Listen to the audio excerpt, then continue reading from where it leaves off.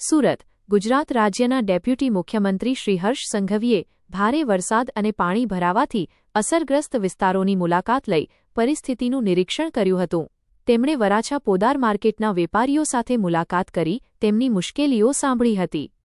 આ દરમિયાન વેપારીઓને સરકાર તરફથી જરૂરી સહાય આપવામાં આવશે તેમજ તેઓ ઝડપથી ફરીથી વ્યવસાય શરૂ કરી શકે તે માટે તમામ જરૂરી પ્રયાસો હાથ ધરવામાં આવશે તેવી ખાતરી આપી હતી.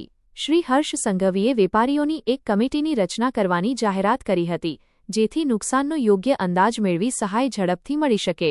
સાથે જ પોદાર માર્કેટ અને યશ માર્કેટમાં તાત્કાલિક સર્વે ટીમ મોકલી નુકસાનનું સર્વેક્ષણ કરવા સંબંધિત અધિકારીઓને સૂચના આપવામાં આવી હતી. મુલાકાત દરમિયાન સુરત મહાનગરપાલિકા અને પોલીસ વિભાગના ઉચ્ચ અધિકારીઓ પણ ઉપસ્થિત રહ્યા હતા. તમામ અધિકારીઓ સાથે અસરગ્રસ્ત વિસ્તારોનું નિરીક્ષણ કરી જરૂરી રાહત અને પુનઃસ્થાપન કામગીરી અંગે ચર્ચા કરવામાં આવી હતી. ડેપ્યુટી મુખ્યમંત્રીએ જણાવ્યું હતું કે ભવિષ્યમાં આવી પરિસ્થિતિનું પુનરાવર્તન ન થાય તે માટે સરકાર દ્વારા જરૂરી આયોજન અને કાયમી ઉકેલ માટે તમામ પ્રયાસો કરવામાં આવશે. SX24 ન્યૂઝ ગુજરાતી સાથે જય બગિયા, સુરત.